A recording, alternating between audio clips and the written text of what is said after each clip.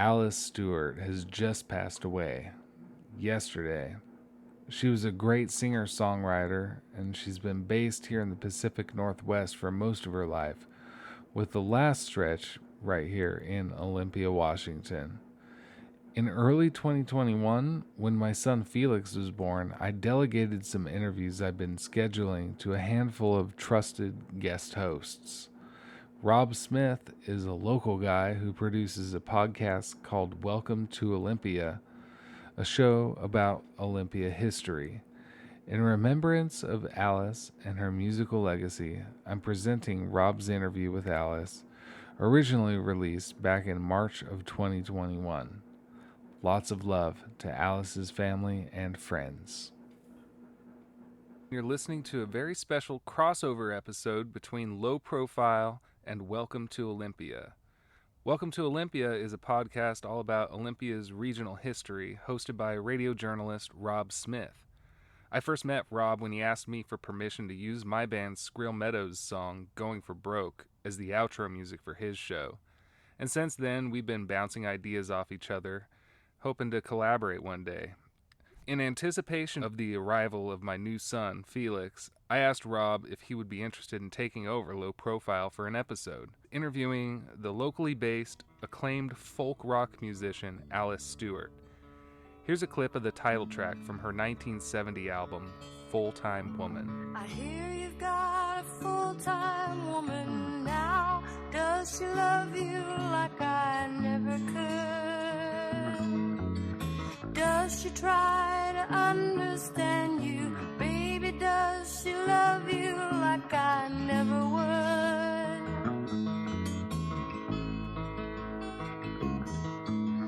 I can feel my insides shaking. Dear, I know your heart is breaking now. You gotta set me free. If anybody was up to the task, it was Rob. So he got together with Alice, and she told him her story of growing up in rural Chelan, Washington, getting signed to Arhoolie Records, touring the folk festival circuit in the 1960s, her stint accompanying Mississippi John Hurt, her brief relationship with Frank Zappa, facing backlash after going electric, collaborating with Tower for Power, and relocating to the Pacific Northwest after spending some time in New York and California. I'd like to introduce you to Rob, so I'm just going to give him a call right now. Hey, Barkley. Hey, Rob, calling you on a recorded line. All right, we're rolling. Rolling on one. Man, thank you so much again for recording this interview with Alice Stuart. You got a lot going on with Welcome to Olympia, which is a terrific podcast. It just sounds like you guys had a great conversation. I love the energy between you two. Yeah, it was such a privilege to talk to her. I knew nothing about her before you turned me on to her and suggested this. I kind of fell in love with her. It's incredible stuff. And so I was really excited to talk to her on the phone. She lives here in Olympia, and so I was able to just drive over a recording kit to her house, and drop it off because we're obviously doing remote interviews. Oh, wow. And I realized that I had plugged the cord into the wrong mic port. So you'll hear at the start of the interview that we're laughing about some technical difficulties. But it was great. A really fun interview with her. Cool. Well, I think we should just go ahead and let the listeners hear this wonderful conversation, and then we'll check back in at the end of it, okay? Yeah, that sounds great. All right. Thanks, Rob.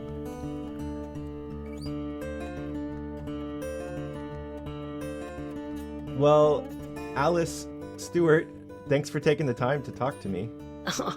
Yeah, finally, huh? Yeah. We've had a little technical difficulties. Welcome to Low Profile. I'm filling in for Markley. So you've had a really long and celebrated career, and I was hoping we could just kind of go all the way back to the beginning. Sure.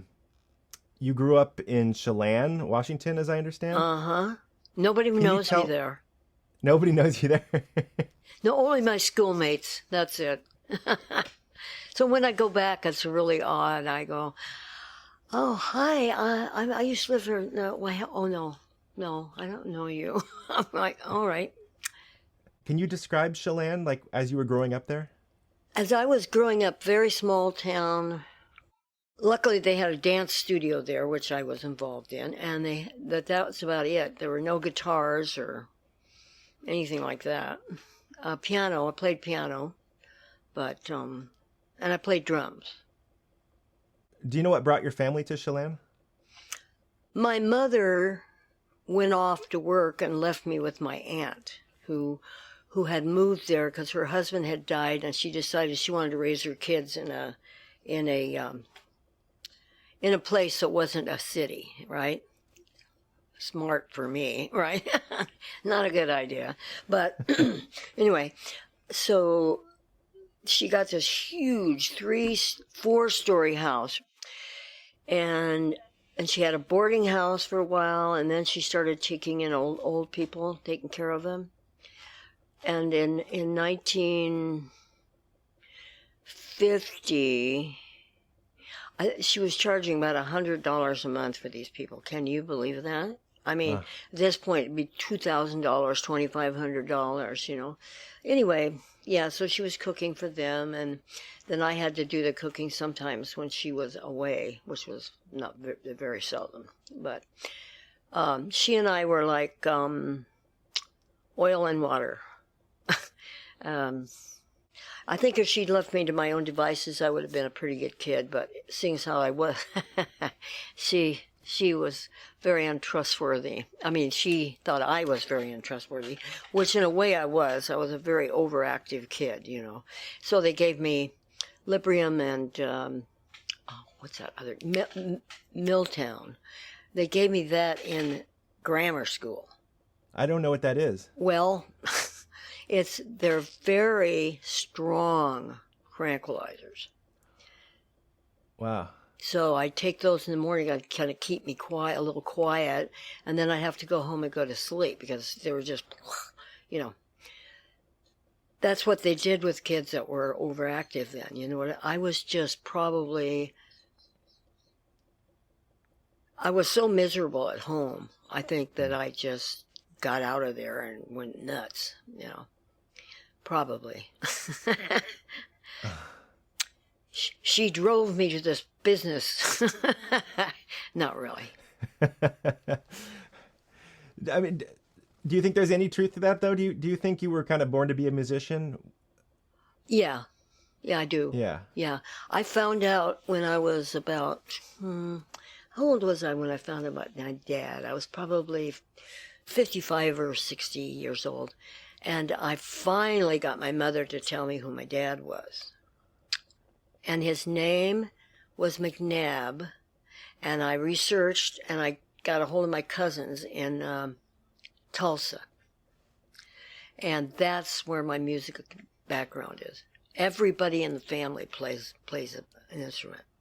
In fact, my first cousin had a club. He actually had a club, and he had entertainers come in, you know. I said, if I'd known who my dad was, yeah, I was so mad. I still, my mother's dead, but I still don't forgive her. I told her I did, but I lied.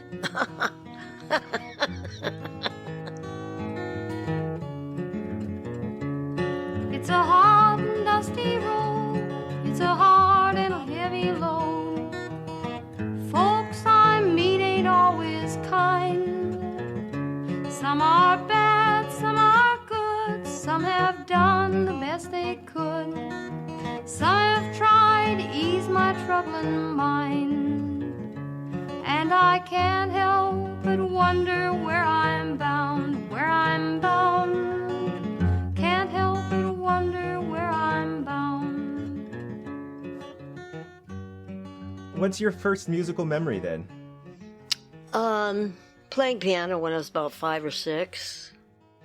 And then in grammar school, then they let you start playing something, so I played drums, which was not the best choice probably for me. I wish I'd played something like saxophone or something, but I didn't. I played drums. I probably wanted to be louder than everybody else. As can be. Think you are wondering too. One person in my family who died in Korea, my uncle, was a musician. I think he was a drunk and a musician, but because whatever. But yeah, I think he's the only one in the family that really had any musical talent. Hell, except I heard my grandfather played fiddle. He was from Ireland. Did you all listen to the radio? You know, radio over there was not very good because mountains all the way around.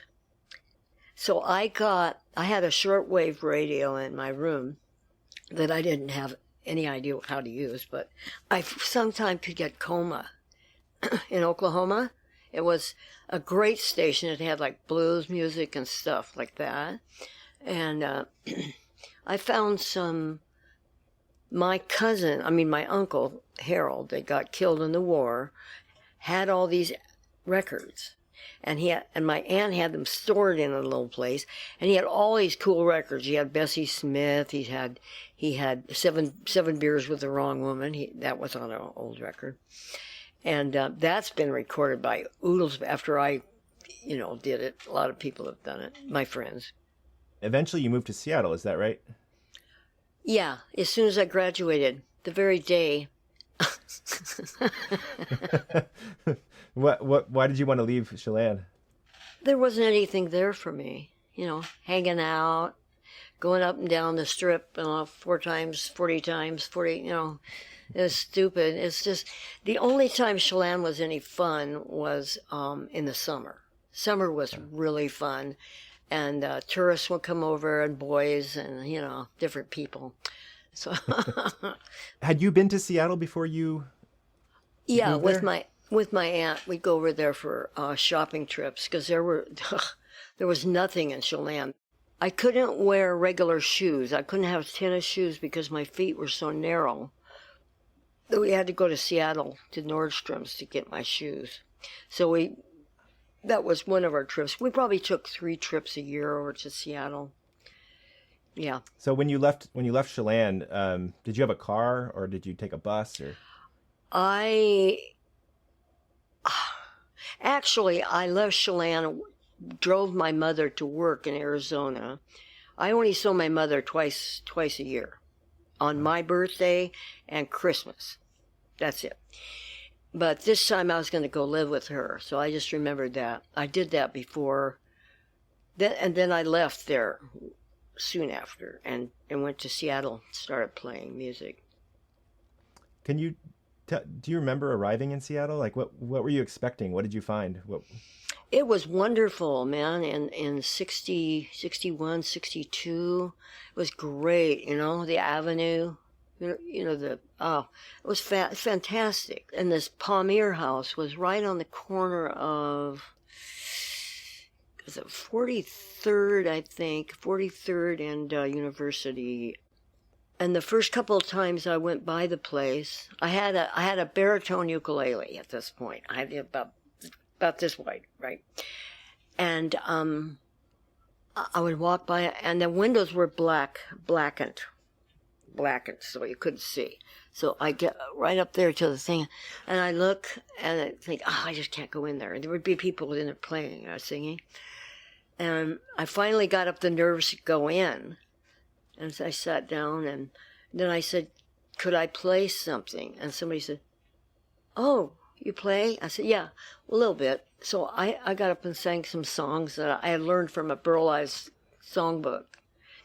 And the owner gave me a job, $5.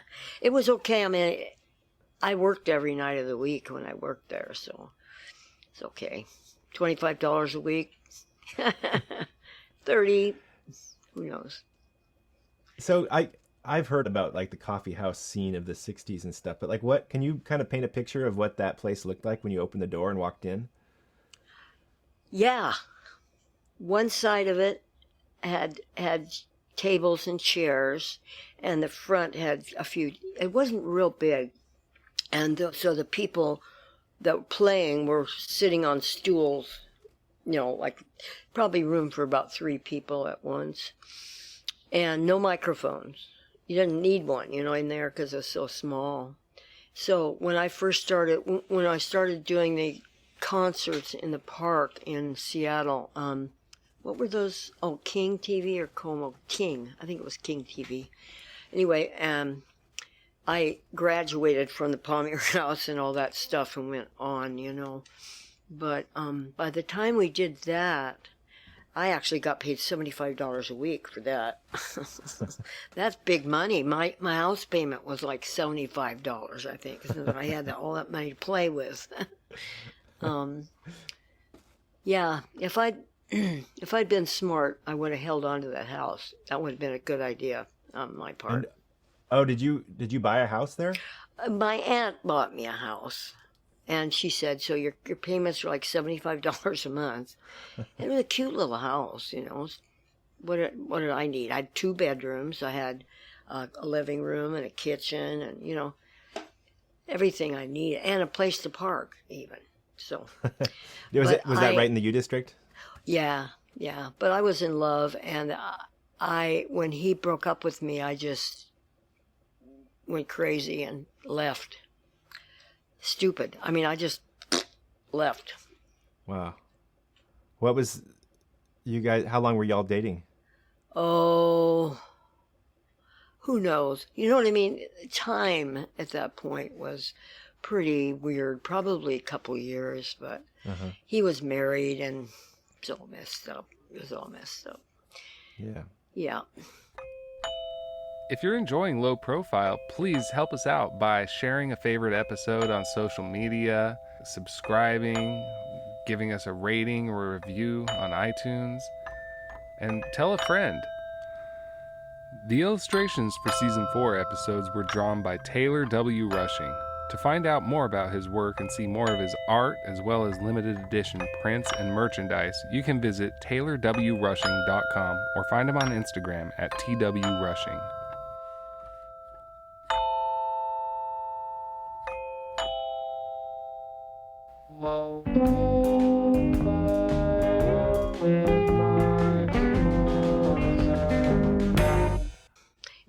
Did you have like a group of friends that you hung out with on a regular basis? Or Yeah. Were they all musicians?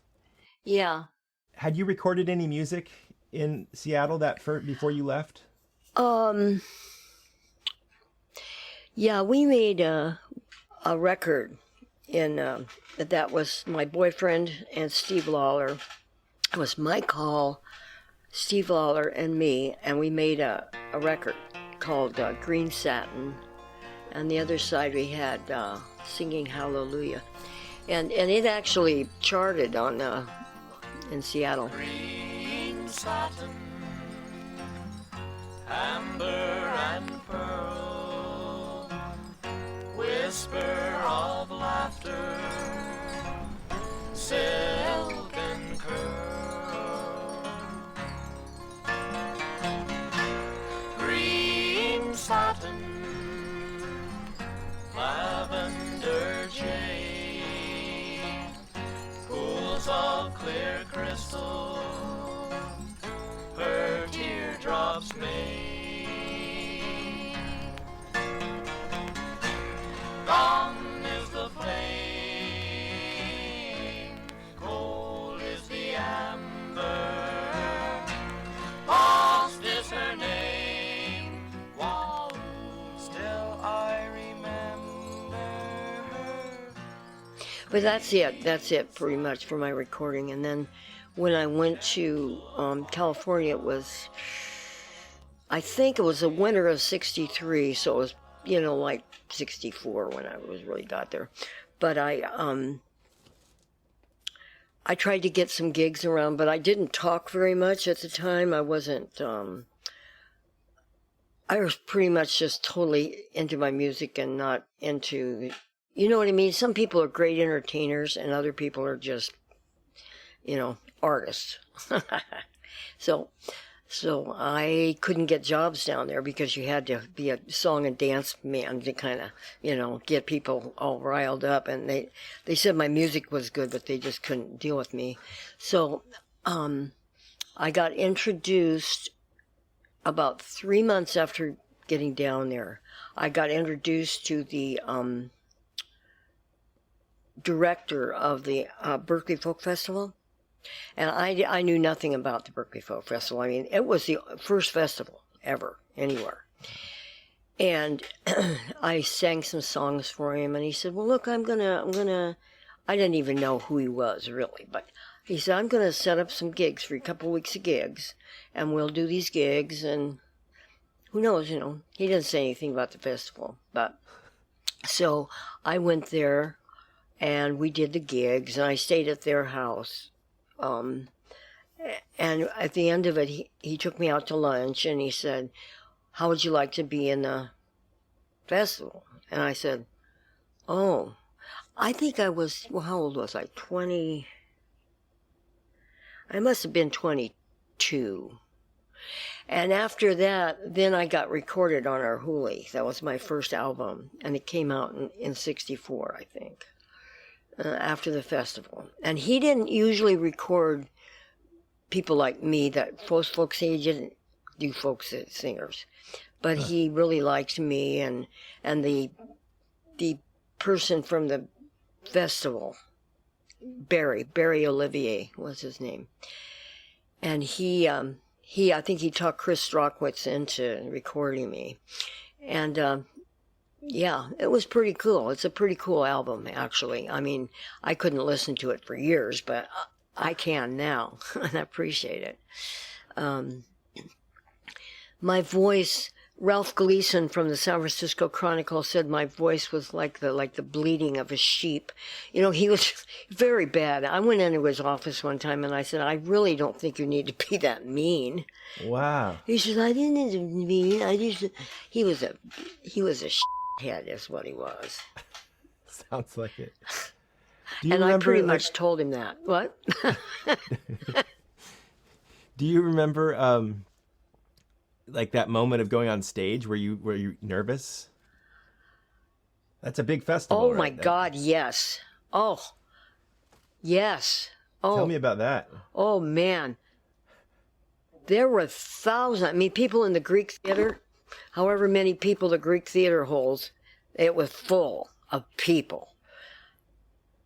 The whole thing, I was petrified. But I hear my voice now from those things, and I'm just like, wow, you know, how could I have been so stupid? I don't know. I just. What do you mean? I just didn't get it. You know, I didn't understand that I really deserved to be there. You know what I mean? Yeah. Yeah, I've been loving getting to know your music. It's been so fun. Oh, right. I forgot about that. Yeah. Yeah, I been listening to it quite a bit. Did I give you that Orhuli recording? Yes. All the good I times. don't know if. It's where I'm sitting like this, and it's long hair. Do you have any favorites from that album? Once I had a sweetheart. Yeah. I had a sweetheart. Now I have none. That one, to me, I think it's a great song, and it's from the heart, you know. I had a sweetheart, now I have none. I had a sweetheart, now I have none. He's gone and leave me, he's gone and leave me. He's gone and leave me.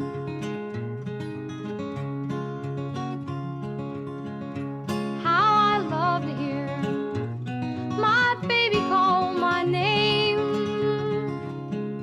Yes, I love to hear my baby call my name. I'll never hear it, no, I'll never hear it. I'll never hear it. I think it's the that part of my voice. He's gone and leave me. God, no. Wonder if I should take the train tonight.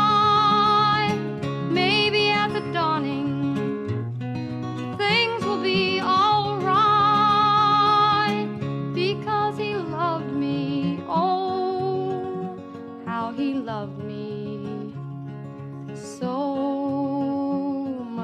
in love were we. You know, I think that album is just, Words won't hurt you. it's pretty original as far as, you know. Yeah, I gotta say that now. 50, 60 years later. Almost. Yeah. So you recorded that one in 64, or it was released Yeah. in 64? Well, I think it was, yeah, it was recorded and released pretty much the same year, 64. And then I went back east, which was a big mistake. They should never have done that to me. Because, I'll tell you why. Because East Coast, very different from here, you know? And I had to wear dresses in Seattle. You could not wear pants to a gig. No. They would not let you get on the stage. Really. I'm serious. Wow. So I had all my really nice clothes, and I always dressed up, and I got to the gig, you know, I had to take a taxi from the hotel. It's like if I could have stayed with friends there, I actually would have made some money, you know. But I stayed in hotels, and they thought I was a cop because I was so clean. I didn't know that till years later. This guy that I had met there said, "Oh, wow, we thought you were a cop. That's why we never invited you over." Anyway, I was back there long enough to kind of have a panic attack. And I mean, I did my gigs like I was supposed to, but it was horrible. It was just horrible. You go into a restaurant and you know, you order things to go, right? And you're like in a deli, and it's like, what do you want, lady?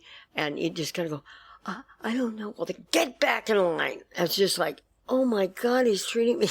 It was so bad. I was just such a virgin, you know. Culture shock. Yeah. Wow. Yeah. And so you were touring in support of All the Good Times? Yes. Yeah. My agent, who I really didn't know was my agent, Barry Olivier, the director of the festival, had set up all these gigs with Joan Baez's manager back there. He didn't really let me in on stuff like, this is what's going on. It's just like, I'm sending you to East, you know. And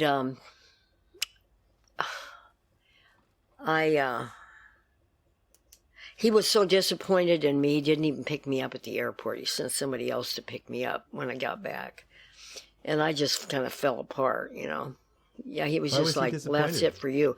Well, I don't know. He's a weird guy. I mean, when he's on your team, it's good. But when he's off it, not good. And you didn't know he was your agent, you said. Why? Well, I really didn't. But he was. I mean, he could talk to anybody because he could get anybody in his festival. You know, Joan Baez was in the festival when I was there. Oh, I was there in 64, 66, and 68. Oh. And everybody hated me in Berkeley, right? Because I was able to get into all these things, and they couldn't get in at all. And it was just... They were jealous, and I didn't know what was going on either. So, yeah. Crazy mixed up kid. So they were jealous of you because you were performing at the festival? Yeah, like every other year. And so like the musicians in and around Berkeley were resentful of you because of that. Exactly. Yeah. I see. Yeah. So then you made your way back to Seattle, is that right? Or you no. were living in Seattle. No. I stayed there. I stayed in California. I stayed there until 99. Oh, wow. Okay. Yeah, I was in Berkeley, then I was in Richmond, and I was in, and then when I got my band together, Snake, I moved to Marin County, you know, where all the musicians live, you know. So in your next album though, in 1970, was it? Yeah. Was Believing your next one? No, Full-Time Woman. Full-Time Woman. I love that. Yeah. I love that album so much. Oh, thank you. We've been playing. The second track on that album is "I Lose Control." Oh, I love that song. It's a perfect song. I lose lose control. I watch you play your games and roles. I guess at first I thought that I could change you. You drag me down, put me down. Still you keep me hanging on. Do you ever notice you might have a need for me? Do you know that every time you sigh my name, I fall in love again? I lose control. You fight yourself, you're fighting me. You put me down for dishonesty. Honey, do you know I'm just a mirror? Everything I say is wrong, and if everything I felt for you was gone, it wouldn't really matter. Do you know that every time you sigh my name, I fall in love again? I lose control. It was recorded by Jimmy Rabbit. Have you ever heard of Jimmy Rabbit? He made an album produced by Waylon Jennings, and he put that song on there. I don't know if it ever sold anything, but So have you always written music? When was? you know, I really have, but I just didn't have the, you know, when I was playing folk music at first, I just didn't think about doing anything I'd written. Do you know that every time you sigh my name, I fall in love again? I lose control. Such a great voice. Thank you. Yeah. It's lowered a lot. It's lowered a lot since, you know, you start. Some people can sing, I suppose, if you don't stop singing, if you don't smoke any cigarettes or anything, or drink or anything. Yeah. I wanted to ask you about. I understand you toured with Mississippi John Hurt. Yeah, not very much, just a little bit. I Yeah. did some gigs with him in LA, and then we did that Berkeley Folk Festival, and at the Ash Grove in Los Angeles, Santa Monica, is that where it is? I can't remember. But anyway, LA is just LA to me. We played at the Ash Grove. I just drove him there, and I happened to have my auto harp with me. I don't know why, but he said, "Oh, I'm not going on without her." And I said, "Me?" He goes, "Oh, yeah." I said, No, this is your show." He goes, "No, not going on." No kidding. And I said, "All right." So I took my auto harp up there and played with him. It was just amazing the whole night. And do you think anybody was into video back then? Damn, that would have been a show, man. I was just like, I was 22 years old going, "Oh my God, these people are going to think I'm not, you know." But if I'd been smart, like Bonnie was, well, of course she had money, for one thing. She had money and I didn't. But, you know, then she visited this person and that person and this person. I just made friendships with people that I got along with. You know what I mean? He and I were different generations, different colors, but we had a unity that was just beautiful. And I was lucky to know him. He died 2 years later. Right. Yeah. I was gonna say. I mean, as I understand, he was sort of touring kind of late in his life, right? Exactly. Yeah. He was just playing for the fun of it, you know. And then somebody discovered him and said, "Oh, well, get you. I don't have a guitar." Well, I bought him a guitar, and yeah, he was just a great guy. I had him. He stayed at my house for a week or 2 weeks, something like that. And luckily, I had a spare room, and he didn't talk much.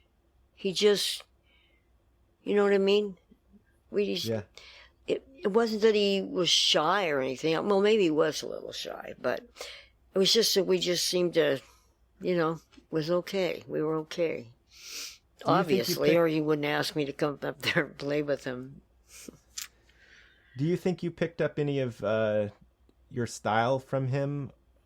Well, he was very heavy on the thumb. He was a boom, bang, boom, and I don't think no, I don't think so. I don't think because I never really copied anybody, I took what they had and just did it my way. That's why I have a problem playing in bands where you're doing other people's tunes.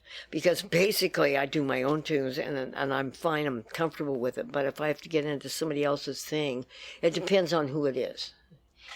You know what I mean? If they are more on my wavelength, I can fit in with it a little better. But I'm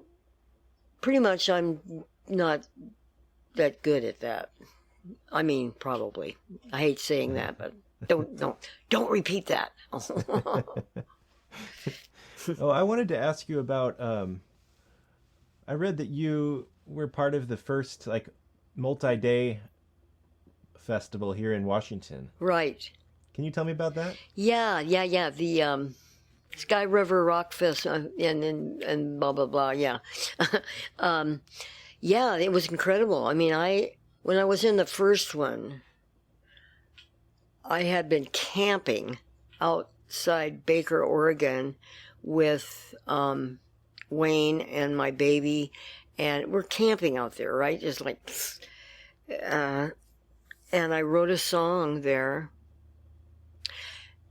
and then I went to I borrowed a guitar. I don't know where my guitar was, but I borrowed this great guitar, and I went to the festival, and I played there, and it was muddy, it was raining, and it was in Monroe.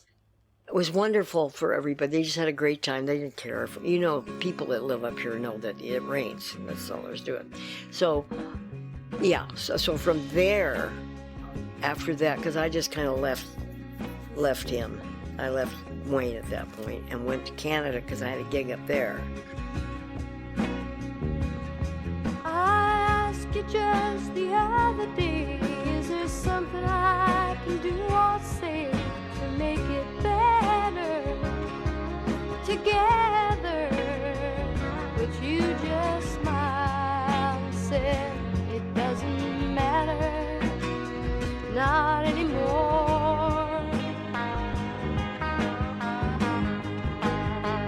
And you know why? 'Cause I can't live without some kind of love. I wanna see two lovers meet in the park or on the street, and I want one of those lovers to be me. Can't you see? I want your love. What did touring look like? Nowadays a big act has a big bus and a trailer and all that. What was touring like for you in those days? It was really cool. I was in a festival in Utah, or Judy Collins was the main act.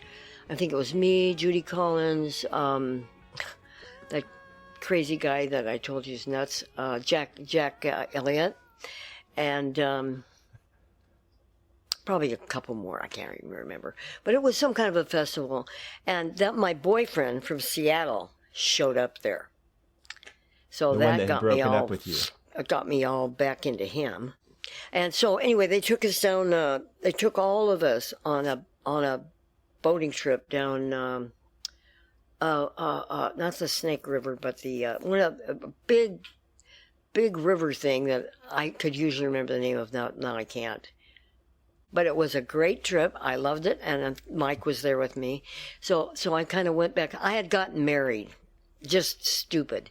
I had married this guy, who's now a millionaire, by the way. You would never have known it, because he was just not right for me. But anyway, I went back after being with Mike for a week. I went back and I said, I'm leaving. Just crazy. So we weren't married very long, year maybe. And I was in Berkeley part of the time and doing other stuff. Yeah. Nice guy. And though. you, He's a millionaire now. Did I mention that?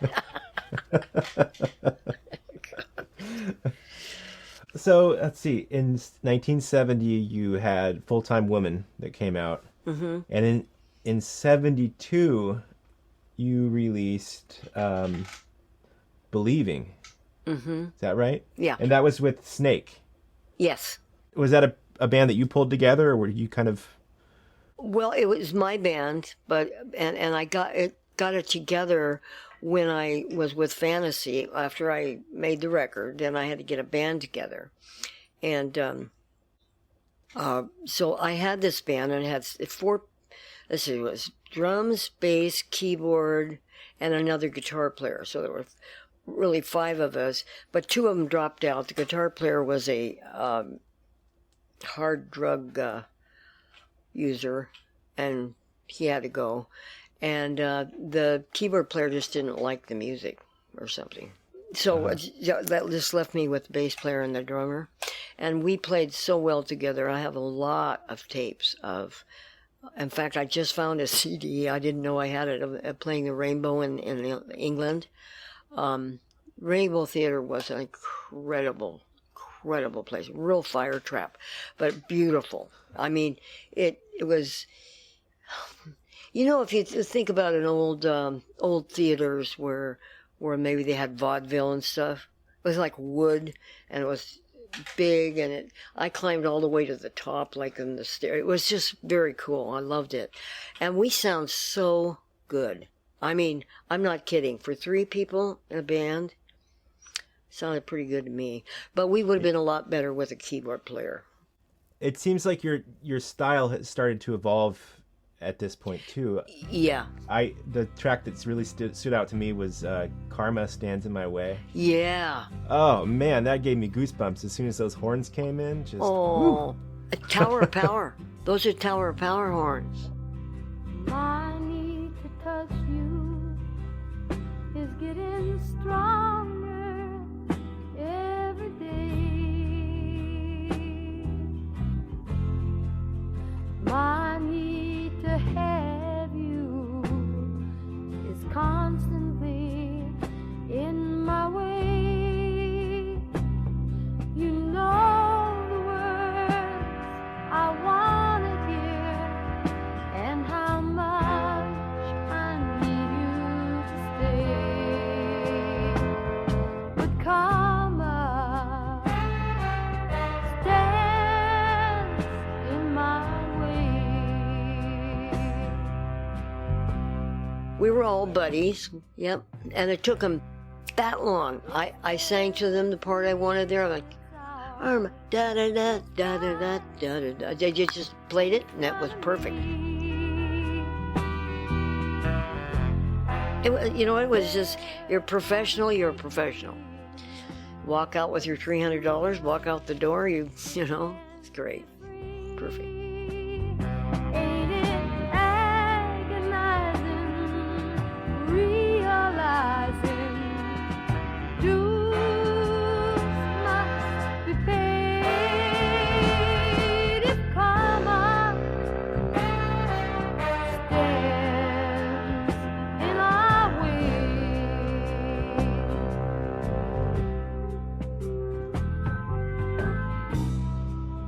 You spent some time in Austin, Texas. Sounds like. I did. Yeah, this is another time I kind of panicked. It was a time when I promised my son either I will have made it by that point or I just forget it and we go somewhere. So I had a house in Marin, right? Sublet my house. So were you doing music in Austin, or were you? I was trying not to. I got a real job as a cashier at a audio component store, really. But I had a lot of records in there too. So, Texas had the lowest rate of pay Oh my God. I mean, I had my car I had to pay on every month, and I made just enough for that. That's it. I didn't have money for anything, but I had a job, and I did my job, and I also had the charge of the plants and stuff they had in there. I took care of that.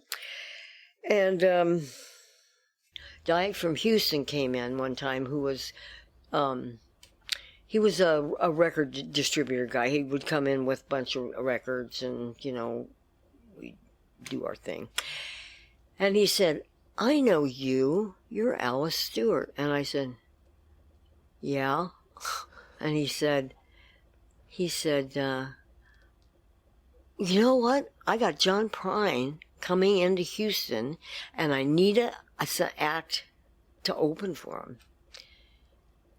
And so I agreed to do that, which was pretty great. That was fabulous. I wish John had remembered me for that, because we had the best time. I mean, we got together about probably 2 or 3 in the afternoon, went to the guy's club. He was in this, major club, and he got us in there, and we drank free for like 3 hours. Terrible. I mean, and by the time we got to the gig, probably at 6, he must have eaten something too. I have no idea. But anyway, we got there, and I did a set, he did a set, and then we did a set together. And it was just like we'd known each other forever. It was incredible. I loved that. It would have been nice if I could have fit into that. And I probably could have if I'd used my ways that I didn't have then. You gotta know how to brown nose people, man. I just didn't have it. Nope. You said you wished John remembered you. Well, How do you mean by that? One time I went up to him many years later. I went up to him at a concert that we were both in the thing. And I went up to him and I said, hey, John. And he was like, he's kind of like he's afraid of me or something. He got real weird in his later years. He didn't want to. This wasn't really later, though. It wasn't even later years. This was more like 1990 or something like that. I don't know. I can't remember. I gather you've probably been interviewed quite a few times over the years. Yeah. And I just wonder if there's, on my notes, I have Frank Zappa. I wanted to ask you about Frank Zappa. I just wonder if, do you get tired of answering the same questions all the time about... Well, yeah, sometimes so it can turn into a fun thing. Like, this is more fun than usual. Okay, cool. That's good to know. So you met Frank Zappa, though, trying to meet somebody else. Can you tell me that story? That's right. Yeah. We were both there to meet Steve Mann, who's a guitar player. We were both there to meet him, and he never showed up. But Frank was there, I was there. We were the only people in this coffee shop. And we got to talking, and I said, oh, yeah, I'm here to meet somebody. He said, yeah, me too. He says, who are you eating? Steve, man. No kidding, me too. So we just wound up being together for a while, a couple months, I think, something like that. Yeah, he wasn't anything like he turned out to be when I was with him. He was very, beaming on something, and I didn't know, not drugs ever. He didn't do anything but smoke cigarettes. That was it. No alcohol, no. Yeah. Yeah, we had a blues band, and I told him I wanted to play electric guitar because I had acoustic guitar. And he says, no, I want you to play that acoustic. And I said, I don't want to play the acoustic. I'm tired of playing the acoustic. So he got me an electric guitar. This is very funny. It was about this long, and the strings were about that far above it was really, he knew I wouldn't be able to play it. It was tiny. He knew it. He says, well, you can't play that. You can't play an electric guitar. And I'm like, yeah, well, anyway. Yeah. So anyway, I bought my first electric guitar after that. I traded in damn it. And I've never seen another one. A Stuart banjo, and it was spelled the way I spell my name, with a Stuart banjo, and it was, well, it was just priceless, and I sold it to buy my Telecaster. Oh, that, and I got paid for a year's worth of guitar lessons from this friend of mine. So I got $120 plus that $40 and bought my first Telecaster. Wow. I read somewhere that there are people that were resentful that you went electric. Oh, yeah. Is that true? Oh, yeah. Yeah. Well, that's why I got my hair done. That's why I got my hair all frizzed up, because I said, okay, if I'm going to change my music, kind of. I mean, I still did the same songs. I just did them electric, you know, really. Yeah. And I had a drummer and a bass player. They got used to it. They just said, time marches on, you know. People do things, and yeah, they still showed up, so that was good. But we played different venues after that, you know. The Freight and Salvage was the only place that we played regularly that I'd always played. But then we played in electric places like Mandrake's and the Corroboree and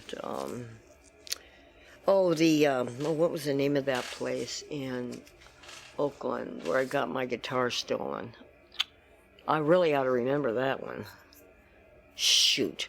Well, anyway, it was a big place, and my roadie had locked he had put everything in the car, in the truck that we were driving, and I was inside the club, and 3 guys came and opened the door and took my guitar and one speaker, and that the drummer was like, well, that's my speaker. I want to get paid for that. I said, well, what about my guitar? What an asshole. He was bad. He was my boyfriend for a while, which was what ultimately broke the band up, unfortunately. This was Snake. But, yeah. Yeah. And so when and why did you move back up to the Northwest? Because my career just kind of took off again up here. It was like, wow, Alice Stuart, we haven't seen her for years. And then it just got bigger and bigger and bigger, and I just decided it was time for me to come home. Yeah. You know, California is... It's a weird place to try and get a foothold in anything. You know what I mean? Because you've got a lot of guys mostly guys, that have been around for years. They've lived there for years. They never left. And they kind of think they own the place, kind of. And you can't get into the really good places because you've kind of lost your audience. And so it's like, what's the point of playing these little crummy places where you don't make any money? Anyway, my thing up here started getting better because people were coming to the gigs. I was getting different band members.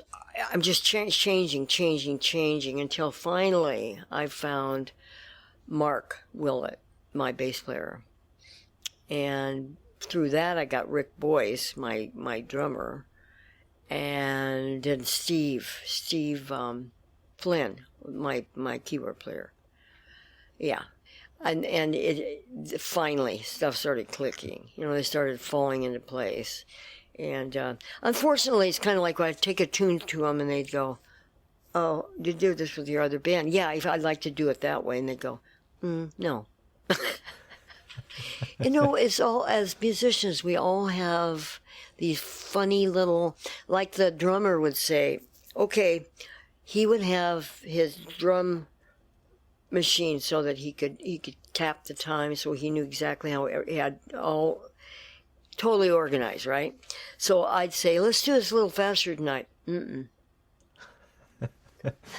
He didn't want to. Oh, he wouldn't. He would not do it any faster. He went, this is where we do the tune. It's funny when you think about it. And then the bass player who's like, well, I'll come up with my own part. And then it always sounds different, right? Which is not that it's bad, it's just that you want it to sound like it used to. You know what I mean? Yeah. But yeah. Live and learn. So you had an album at the Triple Door, that Live at the Triple Door in 2005. Yes. That was a great album, and it just sounded like there was a room full of people that were so eager to hear you. Yeah. Yeah, it was packed house. It was good. Yeah. I ain't pretty, but I got some style. I ain't young no more, no, but I can still be wild. Been so many places, I've done so many things. Now it's time to grab that golden ring. I got something that I know is true. I got something for you. I got something. I got something. I got something. I got something.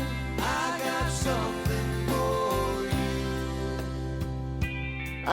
I used to play there about once a year, and I noticed they stopped calling. Somebody would have just told them I got too old to play or something. I don't know. Oh, no, I'm sure I could get another job if I called them. I just, haven't been into playing that much lately. What's next for you? Like what? That's a good question. I've been asked if I was going to make another record or, maybe a solo thing, something. I don't know. Yeah. We'll see. I'm kind of writing a song about my mother right now. It's a song that basically tells a story of why I wasn't with my mother. She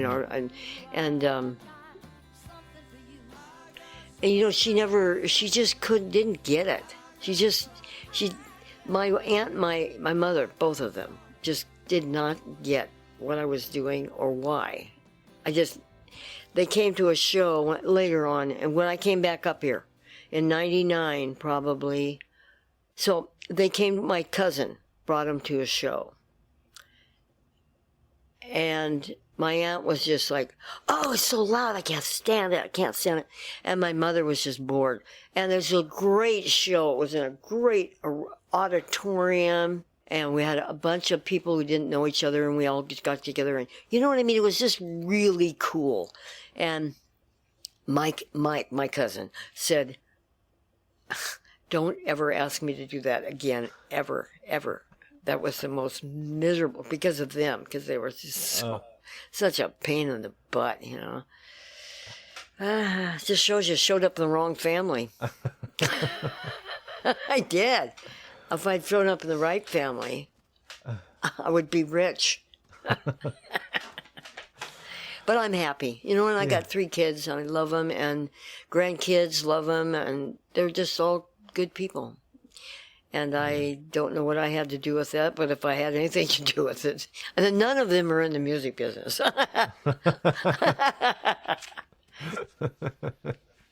So, I guess I taught them something. Well, thank you so much, Alice.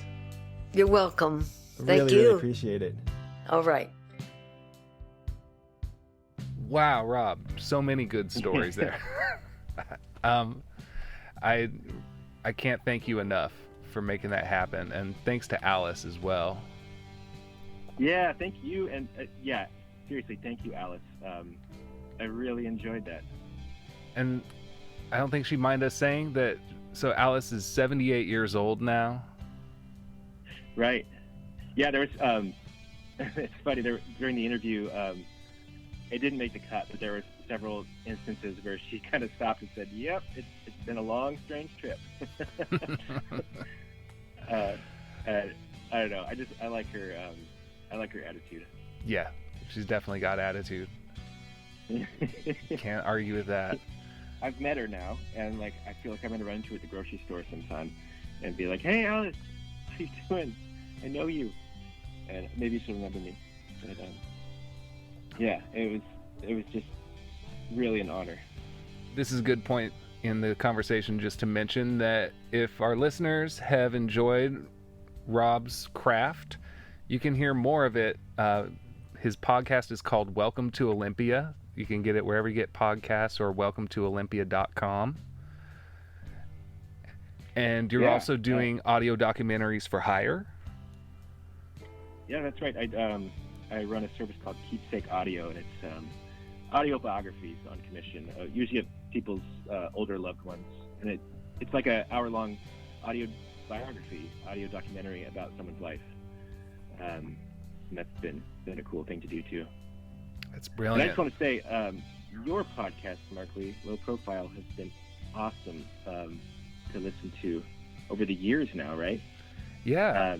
Yeah. We've been, You have dozens of episodes at this point. yeah, I think this is episode 37, I Yeah. think. I love how deep your conversations go with the guests. How much you learn about somebody, and almost all of your guests I've never heard of, and almost all of them by the end I'm like, oh, I love this stuff. I love this music. So that's been a real treat. Curiosity about all these people just sort of drove me to want to find out more. I love it. Yeah. I think I have a little bit of that in common with you. Absolutely. Rob, thank you so much, and hope we can do something like this again. I'd love that. It's been great crossing over. Absolutely.